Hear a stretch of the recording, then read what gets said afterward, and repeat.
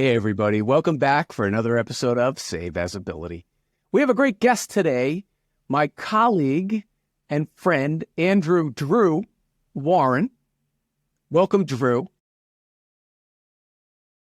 Great. Hello. Thank you for having me, David.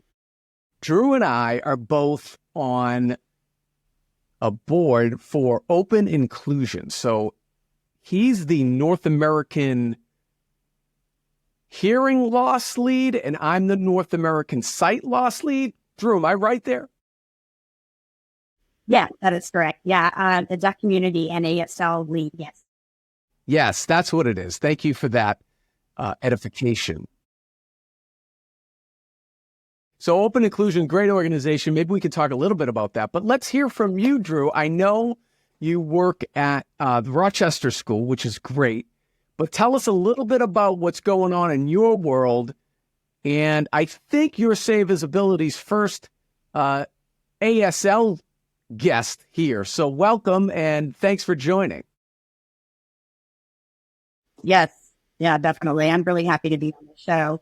So just one of the projects that I'm working on currently, right now, I'm just trying to work with a deaf organization called Deaf.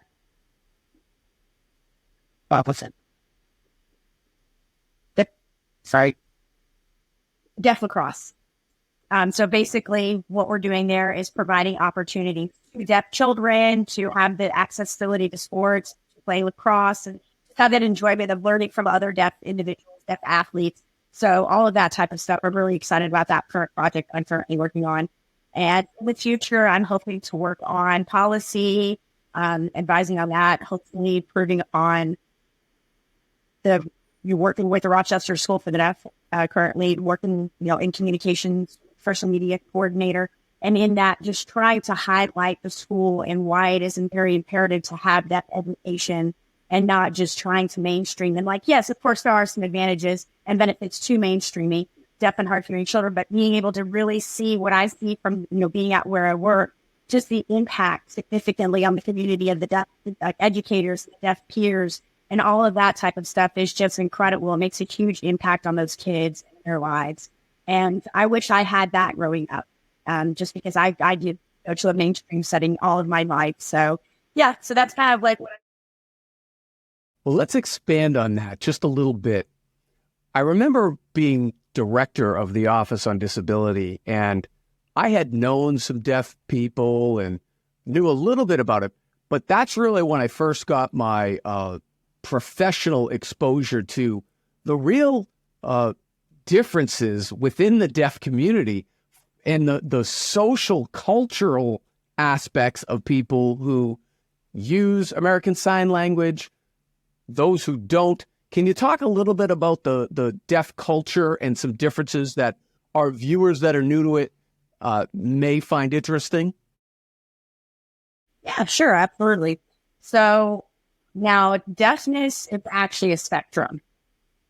And there is everyone at different, there's different levels of deafness or hearing loss. And so I want to put that out there. It's just everyone is different. There's no one set standard among those at all. So with that being said, I did grow up being raised oral, and that means that I was lip reading, going through speech therapy, utilizing hearing aids, trying to quote unquote be part of the hearing community as much as I could, as much as possible. But it didn't really flesh out for me, just because later on, whenever I went to college at Rochester Institute of Technology, I realized that I found my identity, who I was as a deaf individual, and that's my deaf identity. And that was just an experience, and really just being able to learn more ASL in that environment and has a huge impact on deaf culture.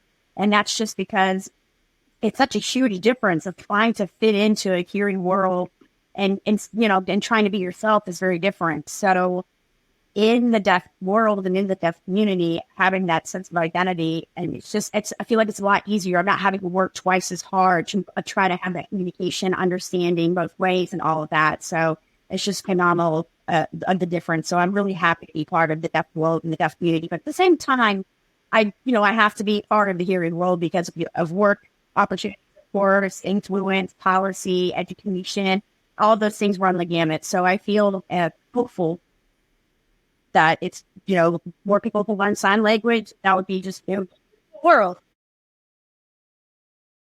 Well, I always like to talk about using disability as a qualification. And when you think about ASL users, you need to really be able to know two languages. You need to know American English or whatever your native language is, but then be able to transliterate that.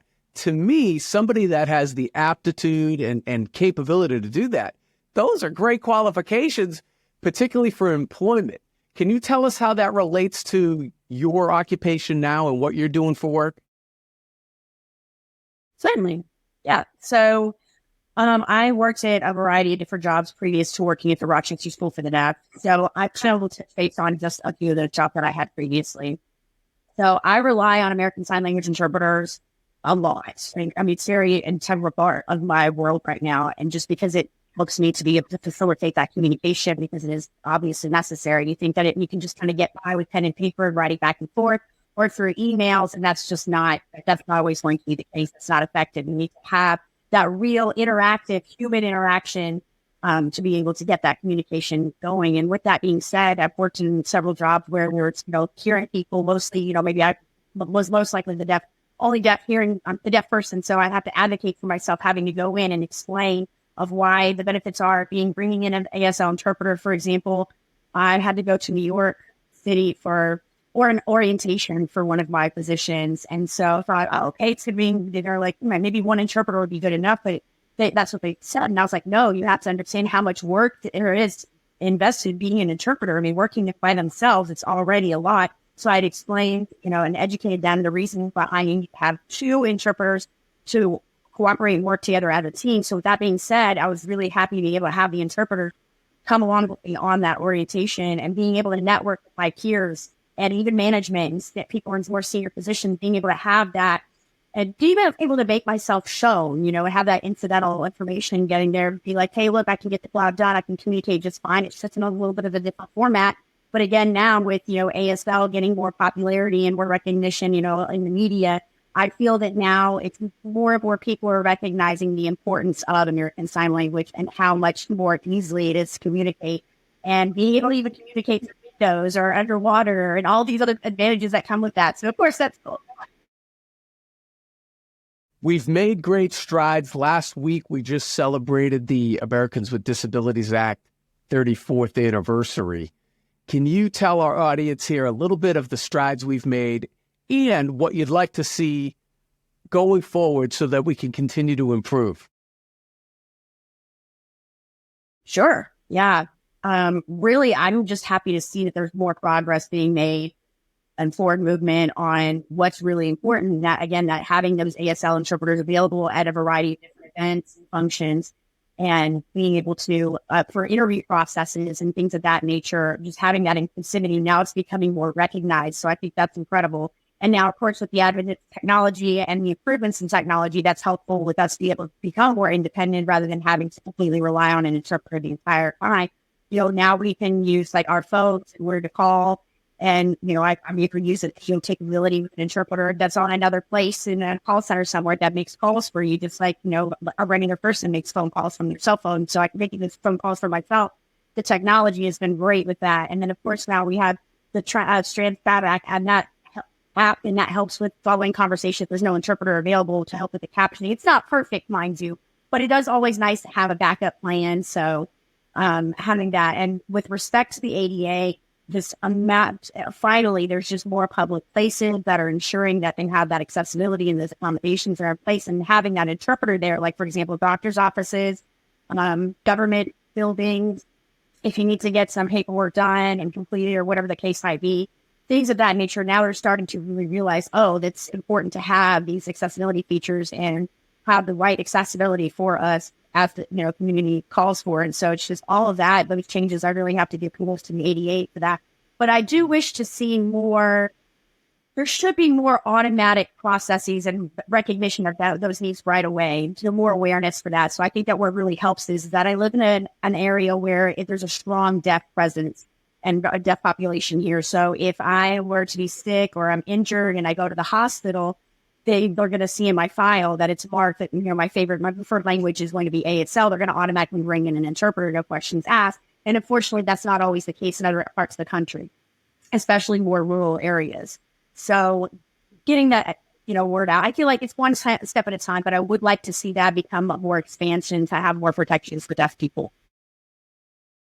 We've made great strides, but we still have a ways to go. Drew, as we conclude here, why don't you give the people at home a place that they can get in touch with some of the initiatives that you're involved with, or whatever it is you want to promote? Sure. Yeah, absolutely. There's actually a few places that obviously I'm going to be self-promoting the Deaf Lacrosse. So you can actually follow us on Facebook and on Instagram. So, but that aside, for more important purposes, there is Gallaudet University, and they have a website that provides a lot of different resources and information on deafness, ASL education, and being able to provide ASL classes every now and then. So, and of course, there are a few apps also that you can download on your phone, and that'll be able to walk you through and teach you some basic, ASL, kind of like a dual legal kind of format. But I do want to throw out ASL Bloom, BLOON. That's a good app that I would recommend. It's made by deaf people, and it's used by deaf people to teach ASL and things of that nature. So I think that's all good resources. But yeah, feel free also to reach out to me on LinkedIn, and I'd be happy to connect you with the right people if needed, if you're needing certain resources. Also, another good organization I'd like to plug for is the National Association of the Deaf. And they have a ton of really good resources on their website as well. It's phenomenal. Yes, they do. So, they have so much advocacy work that they do, and, basically taking care of litigation issues. For example, there was a lawsuit against Netflix a while back because Netflix would provide captioning and subtitle for all of their catalogs, like movie or TV shows. So that was something where National Association for the Deaf came into the picture and was able to help with the legal stance and stand up for it. So that was really nice. It's a good organization there too. Excellent. Well, Drew, thanks so much for all that. We'll be sure to put all of those links in the description down below. I want to thank you for joining. Of course. And thank you so much for having me, David. It's always a pleasure chatting. Terrific. And for everybody at home, thank you so much. David Darkangel, another episode of Save Visibility. We'll see you next time. I hope you have a great day.